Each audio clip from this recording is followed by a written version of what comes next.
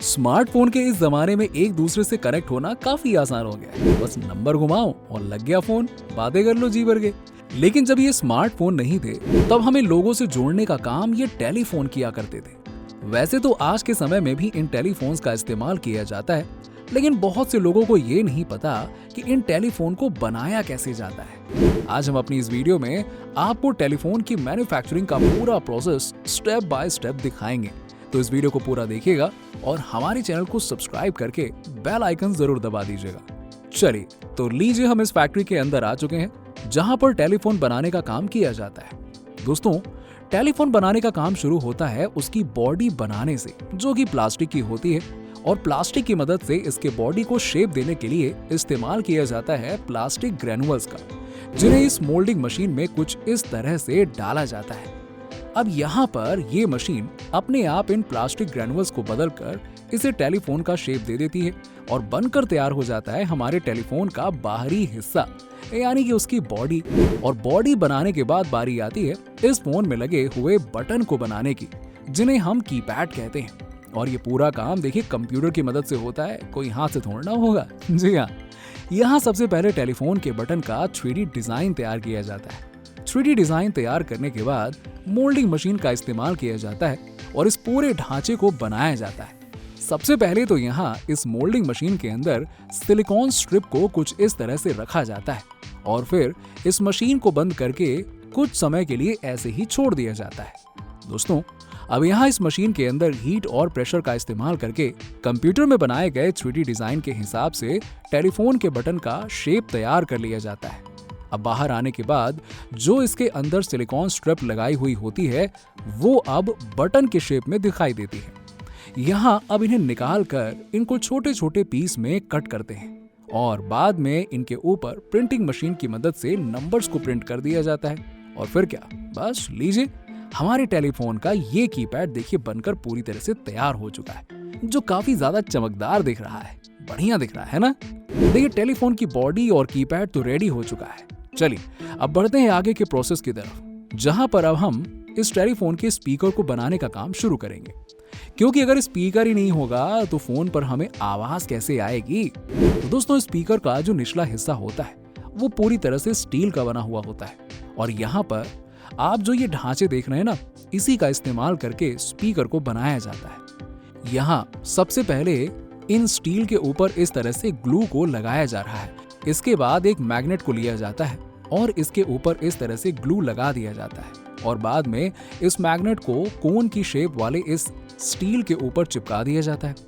दोस्तों, एक स्पीकर कई तरह के पार्ट से मिलकर बना हुआ होता है, इसीलिए अब इसके आगे पीछे एक बार फिर से ग्लू को लगाया जाएगा और बाद में स्पीकर के सबसे इंपॉर्टेंट पार्ट स्पाइडर को कुछ इस तरह से अटैच कर दिया जाता है। यहाँ पर हर एक हिस्से को अच्छी तरीके से असेंबल किया जाता है और फिर बाद में इस पूरे स्पीकर को मशीन के नीचे रखकर अच्छे से प्रेस किया जाता है, ताकि सारे के सारे हिस्से अच्छे से एक दूसरे के साथ जुड़ जाएं। स्पीकर के बगल में एक कॉइल मौजूद होता है, जिसके आउटर टर्मिनल को सोल्डरिंग के प्रोसेस से गुजारा जाता है और बाद में यहाँ ग्लू लगाकर फाइनली इसके ऊपर डस्ट कैप को लगाया जाता है। डस्ट कैप का फायदा ये होता है कि इसकी मदद से स्पीकर के अंदर किसी भी तरह की गंदगी नहीं जा पाती। स्पीकर तो बनकर देखिए तैयार हो गया है और अब बारी आती है इसकी टेस्टिंग की, जिसके लिए इस स्पीकर के साथ 2 वायर्स को अटैच किया जाता है, जिसकी मदद से स्पीकर की वाइब्रेशन स्पीड को चेक किया जाता है, जिससे ये पता चलता है कि भैया ये स्पीकर सही से काम कर रहा है या फिर नहीं। और इस प्रोसेस के बाद इन सभी स्पीकर्स को कन्वेयर बेल्ट पर रखकर आगे की तरफ भेज दिया जाता है। दोस्तों, अब बारी आती है इस पूरे टेलीफोन के सबसे इंपॉर्टेंट पार्ट को बनाने की, जो कि है इस टेलीफोन का पीसीबी, जो हर एक इलेक्ट्रॉनिक डिवाइस का इंपॉर्टेंट पार्ट होता है। आमतौर पर हम पीसीबी का इस्तेमाल इसलिए करते हैं ताकि कम से कम वायर्स का यूज किया जाए, क्योंकि पीसीबी के अंदर ही एक साथ कई सारे सर्किट को इंटीग्रेट कर दिया जाता है। तो आइए अब आपको दिखाते हैं इस खास पीसीबी को बनाया कैसे जाता है। देखिए, सबसे पहले तो इसकी बॉडी को तैयार किया जाता है, जो कॉपर और ग्लास से बनी होती है, जिसके लिए कॉपर ग्लास के शीट का इस्तेमाल करके उनको छोटे छोटे हिस्सों में काटा जाता है। इसके बाद इसके ऊपर तरह तरह के कंपोनेंट्स को लगाना होता है और उसके लिए एक मशीन की मदद से इस पूरे शीट के ऊपर छेद किया जाता है। अब यहाँ पर ये कुछ इस तरह से बनकर दिख रहा है, जिसके बाद इसकी क्वालिटी टेस्टिंग के लिए एक प्रोसेस से इसे गुजारा जाता है, जिसके लिए इस पूरे शीट को कन्वेयर बेल्ट की मदद से आगे भेजकर इसकी ग्राइंडिंग और पॉलिशिंग करी जाती है। इस प्रोसेस के बाद इन सभी शीट को इलेक्ट्रोलेस कॉपर डिपोजिशन प्रोसेस से गुजारा जाने वाला होता है, जहां इन सभी शीट को एक सॉल्ट सॉल्यूशन में डालकर इसकी इलेक्ट्रोप्लेटिंग करी जाती है। दोस्तों, इस प्रोसेस को इसलिए किया जाता है क्योंकि जब इन शीट को धोया जाता है तब इसके ऊपर से सारा का सारा कॉपर निकल जाता है। तो इन कॉपर को रिकवर करने के लिए ही इस प्रोसेस को किया जाता है और इसके बाद इन सभी शीट्स को एक ट्रैक प्रिंटिंग मशीन के ऊपर डालकर उसके ऊपर एक पॉलिथीन को रखा जाता है, जहां पर आप देख ही सकते हैं कि पहले से ही सभी के सभी पीसीबी के ट्रैक प्रिंट बने हुए हैं। बाद में इन मशीन को क्लोज कर दिया जाता है और फिर सारा का सारा ट्रैक इन पीसीबी के शीट के ऊपर प्रिंट हो जाता है। लेकिन हाँ, आपको यहाँ पर होने वाली एक खास चीज के बारे में बताते हैं कि यहाँ पर प्रिंटिंग के लिए यूवी लाइट का इस्तेमाल किया जाता है। जी हाँ दोस्तों, कभी कभार ऐसा भी होता है कि इस प्रिंटिंग प्रोसेस के बावजूद भी कुछ जगह ऐसी रह जाती है जहाँ पर ट्रैक अच्छे से प्रिंट नहीं हो पाता है। तो उस जगह को रिमूव करने के लिए इन सभी शीट्स को ईचिंग प्रोसेस से गुजारा जाता है और हर एक जगह को रिमूव कर दिया जाता है जहाँ पर प्रिंटिंग नहीं हो पाती है। दोस्तों, अब बढ़ते हैं आगे की प्रोसेस की तरफ, जहां पर इन पीसीबी शीट को एक और अहम प्रोसेस से गुजारा जाता है, जिसका नाम होता है ऑटोमेटिक ऑप्टिकल इंस्पेक्शन। इससे गुजारा जाता है और इस प्रोसेस में भी यूवी लाइट का इस्तेमाल किया जाता है।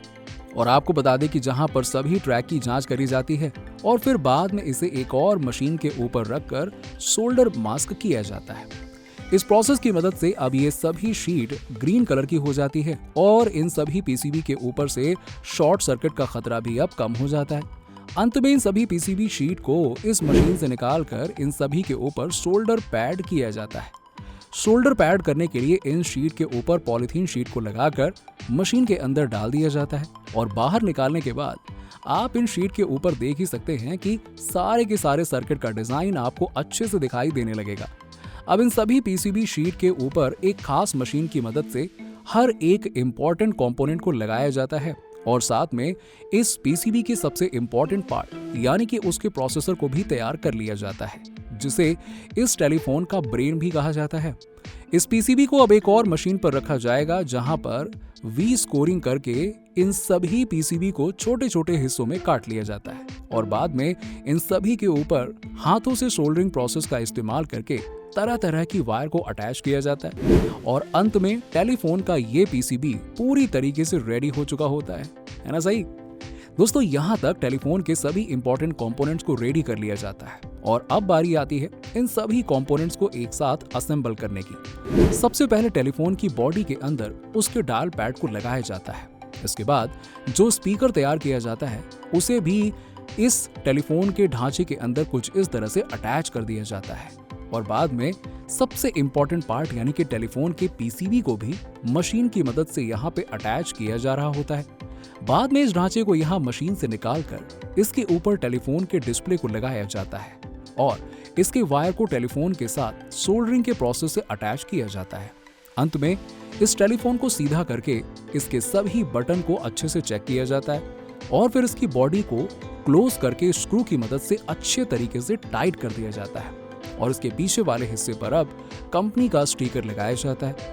अब इस टेलीफोन को यहाँ से एक दूसरे कमरे में भेजा जाता है, जहाँ पर कुछ वर्कर अपने हाथों से इस टेलीफोन के डिस्प्ले को चेक करते हैं और साथ ही साथ टेलीफोन में लगे हुए सॉकेट को भी अच्छे तरीके से जांच किया जाता है। यहाँ पर स्पीकर की भी जांच करी जाती है और देखा जाता है कि इसमें से आवाज सही से सुनाई दे रही है या फिर नहीं।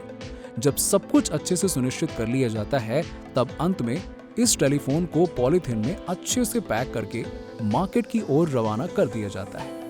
तो दोस्तों, आज की वीडियो में बस इतना ही।